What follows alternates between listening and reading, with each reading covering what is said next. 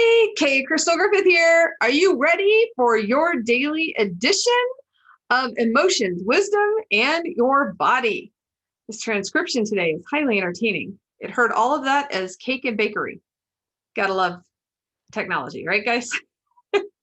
So each day we come to you for about 15 to 20 minutes. Okay, yesterday was 22, but we're here to delve deeper into your emotions and their effects on your body, your soul, and your spirit. So remember, emotions are your body's wisdom. So here's your disclaimer. I am not a doctor. I do not play one on TV or any social media platform. So please just join me for some education, edification, and encouragement. So our word for today is a good one because the minute I say it, you guys are going to think one thing and it could be about that, and maybe about more. So our word today is intimacy. Yep. See, your brain went right there, didn't it? Yeah. I'm just saying there's more to it than just that. That's all we're going to say about that. Now, let's define intimacy. This is close familiarity or even friendship, an emotional warmth or closeness, a quality that suggests informal warmth or closeness. And it's what builds over time. As you connect with someone, you grow to care about each other and you feel more and more comfortable. In fact, you start to begin to groom yourself in front of other people. Yeah, it's amazing what happens once you get comfortable in front of other people, right? Intimacy involves both emotional and physical closeness and openness. And it is built on trust. That vulnerability will not be violated. That is super important about intimacy because once that trust is violated, it is super crazy hard to rebuild it, right? Emotional intimacy makes a person feel valued, cherished, loved, listened to, and appreciated. So when we used to teach a class, they came up with this phrasing, which you now see everywhere. Intimacy means in to me see. It is basically this voluntary disclosure of information at a personal and emotional level that allows another one to see into us, and they allow us to see into them. We allow them to see who we are, what we fear, and what our dreams, our hopes, and our desires are. That's ultimately what intimacy really is, that emotional intimacy and connection with somebody. So it is a lot more than what you thought I was going to talk about, isn't it? So is it negative or positive? I'm going to say both with a caveat in just a minute, and I'll explain it to you. So let's talk first of all about your effects on the body. Intimacy produces endorphins, the happiness hormone, which we've talked about before. But without it, without that release of that happiness hormone, you're going to be more prone to stress and anxiety. So we crave, we need intimacy. And we talked a little bit about that yesterday with companionship. As a result of not having that endorphin release, your blood pressure could actually rise. It could actually increase your risk for health-related complications. So intimacy is really key to learning your own body awareness. When you're more aware of what's going around you and how you're feeling about that, identifying those emotions around that. We talked a lot about that on the Wisdom Challenge today with Pedro Adaho and Holly Peel, because we really need to understand why we are feeling what we're feeling in a moment. And we need to ask that self-awareness question of, what am I feeling and why am I feeling it? Especially if you're getting triggered in an intimate situation where you're creating closeness or creating connection, and that person has said something or done something, and all of a sudden you feel this rise or this trigger within you, to ask that question of, what just happened with me? Why did that trigger me so much? So being more aware of our own body and how to listen to our intuition and our gut feelings. Intimacy is really that opportunity to hear from Holy Spirit. And really, when that gut feeling arises, you get that check in your spirit. You know there's a red flag somewhere, but you might not be able to just put your finger on it. So I've given you the example before as a bank teller. One thing that they trained us to do was tell the counterfeits from the real, right? And so in order to do and how to do that is you constantly handle the real thing. You're seeing, you're feeling, you're touching the real dollar bills. So that way, when you get the fake ones in your hand, you might not be able to tell why they're fake, but you know they're not real. And that's when you catch that. So when we have those gut feelings, the more that we dismiss them and we say that they're not real or we suppress them, we're really kind of living over and just dealing with the counterfeit at that point. We're dealing with suppressing our feelings, and then you don't know what's real and what's not because you've been dealing with the counterfeit so long. So super important on our gut feelings to pay attention to them.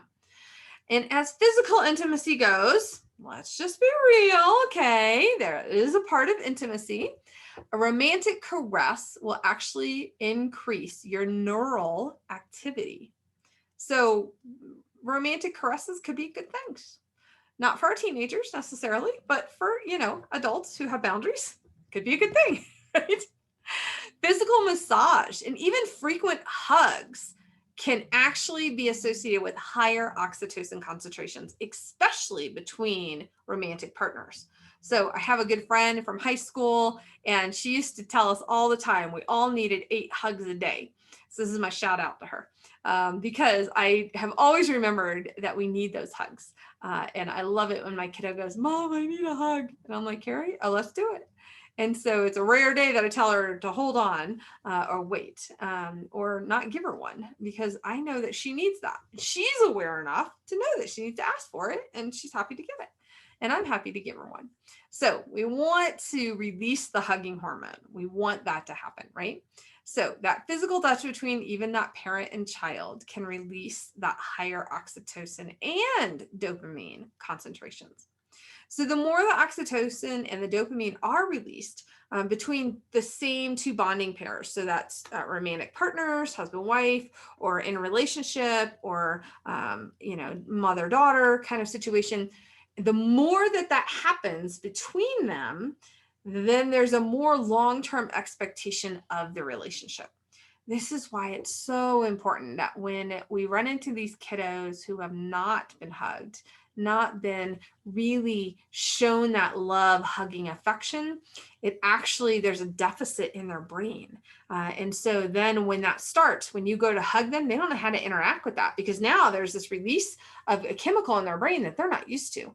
And so give them time, especially if they've come out of a situation or they weren't raised that way. There was not a lot of touching or hugging in their family, and you get into a relationship and you're a touchy-feely person.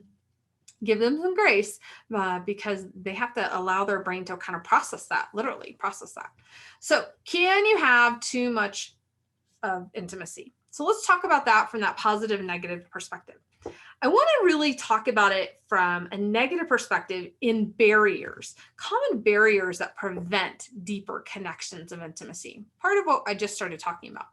But there could be deficits in self-regulation. What does that mean? So either wanting the intimacy to regulate your emotions, like you need it so you can be regulated, that's not healthy because you have to learn how to regulate your emotions. Or you're losing yourself in the face of intimacy. This is notorious for any type of sexual addiction situation that you might be encountering, especially in marriages. So you begin to be in competition with what that person's involved in and all those images, and you begin to lose your self-regulation, your understanding, that self-awareness that we talked about earlier. And so super important that be handled by a counselor, licensed counselor, because there's typically an addiction attached to that can lead actually to something called sexual anorexia or intimacy anorexia, in which you cannot actually form an intimate connection emotionally first, let alone physically, without that use of that addiction. And even in that addiction, it's not true intimacy. So it is actually a reaction to their brain into those images, into those pictures while you're with somebody else. And they clearly know you are not involved with them. You are clearly off in la la land while you're in that moment. So super important to understand that you really can destroy intimacy with pornography. And there's a whole lot of science to that. I'm happy to go into that another time. And it's something that you really want to pay attention to for your own self-awareness, because I want to talk to the people who are involved with somebody who is in that addiction. You are worth more than that. And you should not be in competition with any of those images, because God created you to be you, and you are more than enough, always more than enough, and you are priceless. And so you don't need to be in that competition. So reach out to me if you want to know more. So another common barrier is actually narcissism, which actually tends to go along with addictions, and other forms of self-obsession. They can be barriers to creating a deeper connection of intimacy. And then this expectation of failure. There's a history of a painful experience around some type of intimate contact. This is really notorious for our teenagers in high school, where they finally get up enough gumption to go ask somebody out and they get turned down, right? And sometimes it's not just turned down, they go down in flames and it's just bad. So there's a movie called Hitch that's a perfect example of this, to what he did. He turned that situation around and became this relationship coach, right? And then all these people had all of these successes based on his cueing to creating the perfect intimate contact and a setup to that. And the fact is, they all figured out they didn't need the setup. They just needed to be them. And when we walk in authenticity and we walk in congruence, then we don't need all the extras, right? So the last barrier to a deeper form of intimacy is resentment. If you're resenting somebody that you're supposed to be in a relationship with, there's a lot of disappointment there. There's a lot of dread. There's a lot of bitterness that takes root. And so that resentment can absolutely form really a prevention and barrier to that. So something else to contemplate here. Health issues can create intimacy issues. And so when you are overwhelmed by responsibilities, if you have low self-esteem, and I'm not just talking to women at this point, when it comes to body image or even a low sex drive, and that can happen in men and women. I know then there's this whole aging of health issues. You know, once you hit 40, I would really like to know where that manual was, because I didn't get mine when I turned 40, and no one warned me about my eyes and my metabolism and my sleep deprivation. No one warned me, right? So you hit 40 and all these fun things begin to happen to your body. And so there's aging health issues, and that's just at 40. So then also specifically for women now, we also have menstrual cycle issues, as well as the change of life. And, you know, once you combine those two together, it's all kinds of fun for intimacy and emotional connection as well as physical connection. So now those are the barriers, but from a positive perspective, intimacy is an emotional security. It's that time that you are connected with surviving trials and tribulations, and you're being there for each other, and you're being confidants, I should say, and confidence in that confidant, and trustworthy. Those are huge, huge, huge emotional connectors. And so what we begin to see in marriage long term is, as you go through those should be drawing you closer together. And if they're not, then we should have that conversation on another day too. All right, so what are our countermeasures? Like, what does this look like for us to have more intimacy? And so first of all, we need more knowledge. We need to be able to feel safe, sharing our deepest dreams, our desires, our fears, the past histories, the traumas, the goals of our future together and independently. And basically, this is reciprocal. This should never be one-sided. This should be you're hearing from them and they're hearing from you. And together, you begin to plan around both of those sets of dreams. Interdependence. This is when your partner influences each other meaningfully, frequently, vastly in the terms of topic and importance. No, we're not always talking about football. You're not always talking about your one specific passion, if that's chess or coins or geocaching or anime. I hear that one a lot in my household. So it's not just one-sided, but it is both sides of where you're heading and what you're doing. So I may not want to watch football all the time, but I know that that's something that would be important to that person. I'll sit down for a game. I'm not going to watch it every Sunday, but I'll sit down for a game, especially the important. All right, so how about caring? We need intimate partners that show concern for each other's well-being. They comfort in times of distress and safekeeping each other from harm. And that harm can be emotionally, physically, spiritually, mentally. as well as that harm of danger from other people or outside influences. Now, super important on this one, I just want to give a caveat, is we don't pick up the offense for the other person. So oftentimes they'll share something that's going awry in their life or maybe at work, and you feel the rise to kind of defend them and pick up their offense. That is never going to help anybody. And so you've kind of crossed a boundary at that point, because what's going on is really with them, not with you.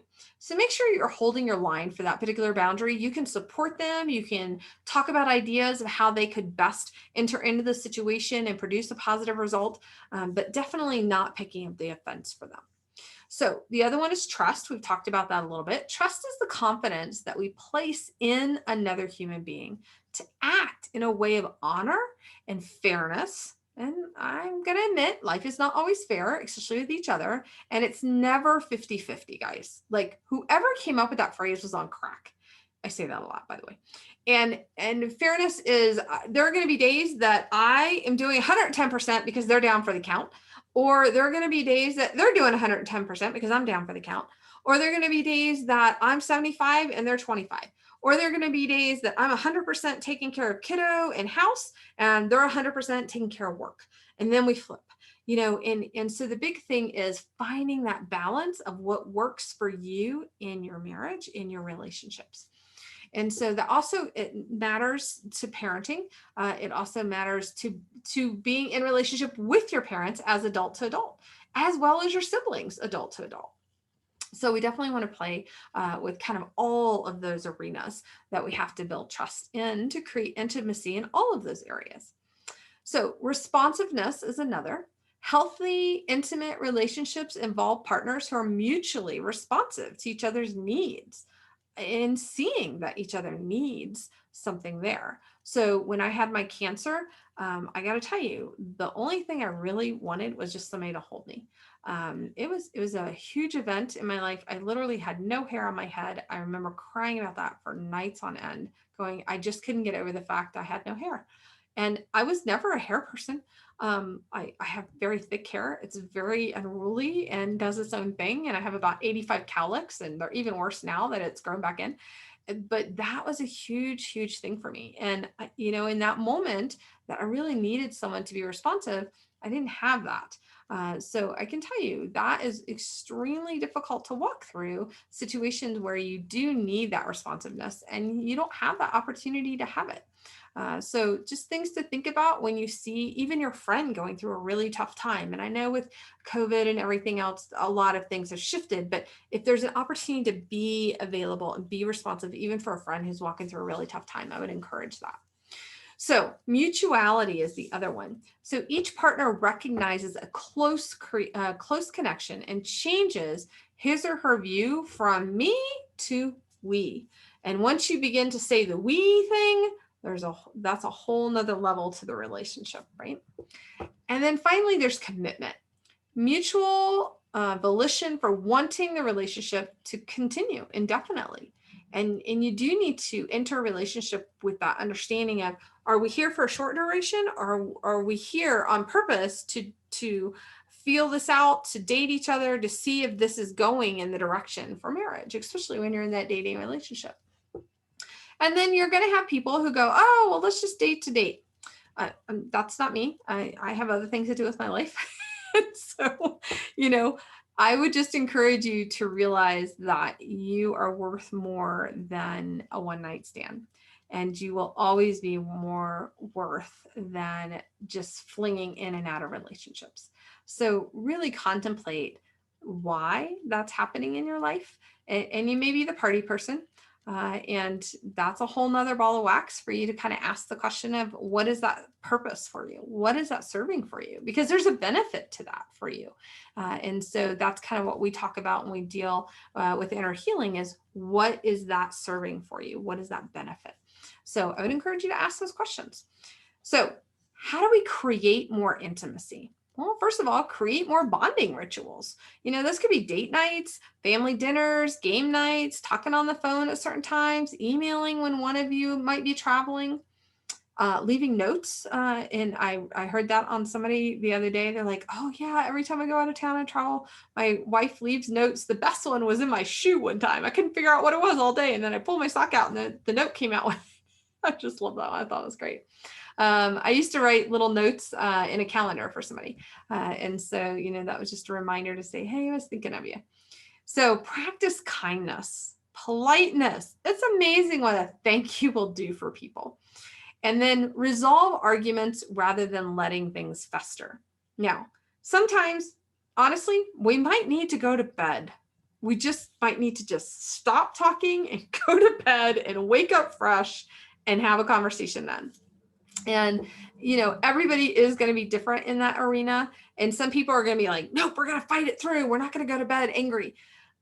Sometimes it's not about going to bed angry. It's just about going to bed because you're exhausted and you can't think clearly. And you are so in downstairs brain right now. Neither one of you are regulated. So until both of you get regulated, you can't have a productive conversation anyways, because neither one of you are in upstairs brain, which is where your rational judgment is, where your executive processing is, and it's not going to go well. So you need to both be in upstairs brain to have good communication.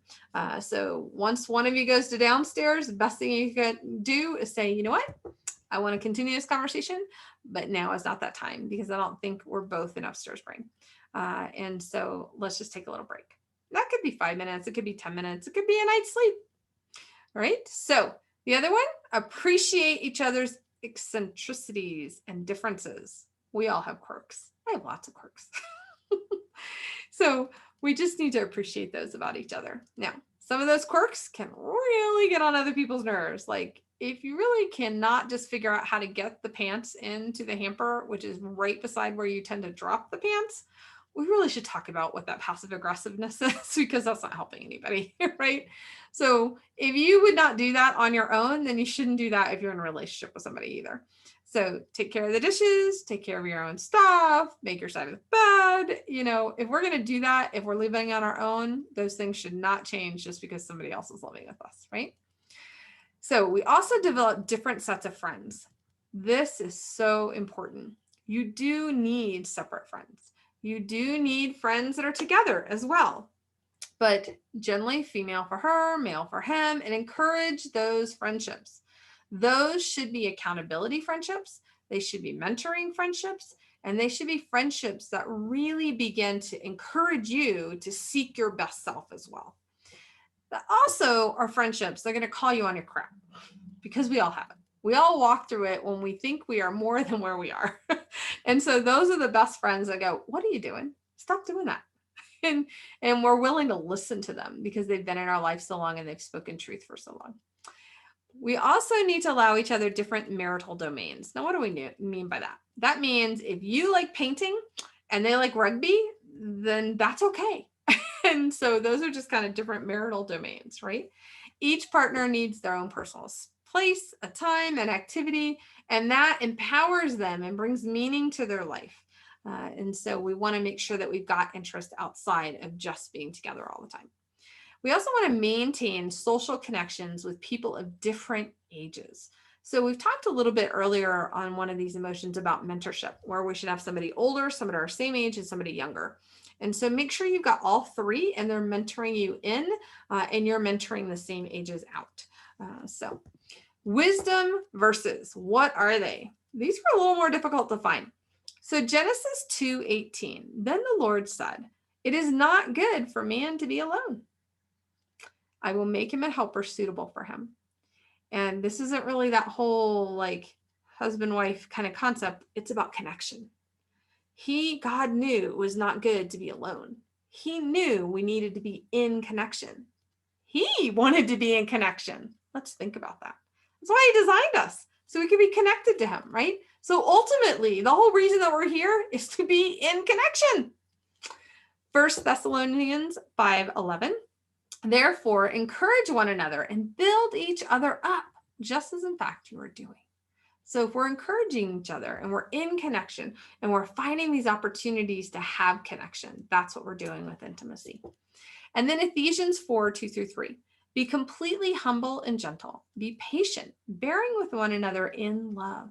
Make every effort to keep the unity of the Spirit through the bond of peace. So we're walking in humility and gentleness, and we're bearing with one another. We're walking with each other. We're in connection with each other. And that was the whole purpose.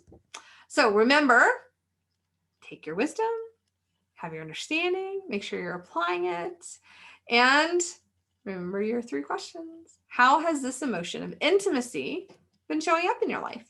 Is there a lack? Does it need to go deeper? Do you need to expand it out? Does it need to include more emotional, not just the physical? I know, everybody loves the physical, but if you don't have the emotional, the physical is not going to get you there, guys. Okay, you got to have both. Super important. Emotional is your foundational. Now, how has your intimacy so far in your life been positive or negative? And why? And how can you transform the intimacy in your life? Not just in your relationship with a spouse or a loved one in that case, but in your parenting, in your work, in your family, in your siblings, in your best friends. How can all of that transform by wisdom, understanding, and application as you move forward? Don't forget, take your scripture, drop your name in there, go live, share with us. What was the most unexpected thing that you just heard about intimacy? Might have been that there's an emotional intimacy. So what's our word for tomorrow? I actually really thought about this one, and I chose defensiveness because defensiveness can prevent intimacy, and it really borderlines on pride. So I suspect that one's coming here pretty soon. So join us again tomorrow for more emotions, wisdom in your body. Register at K Crystal Griffith to receive more insights and your feelings wheel. And I can't wait to hear all about what you think about intimacy. You guys have a blessed day. Take care.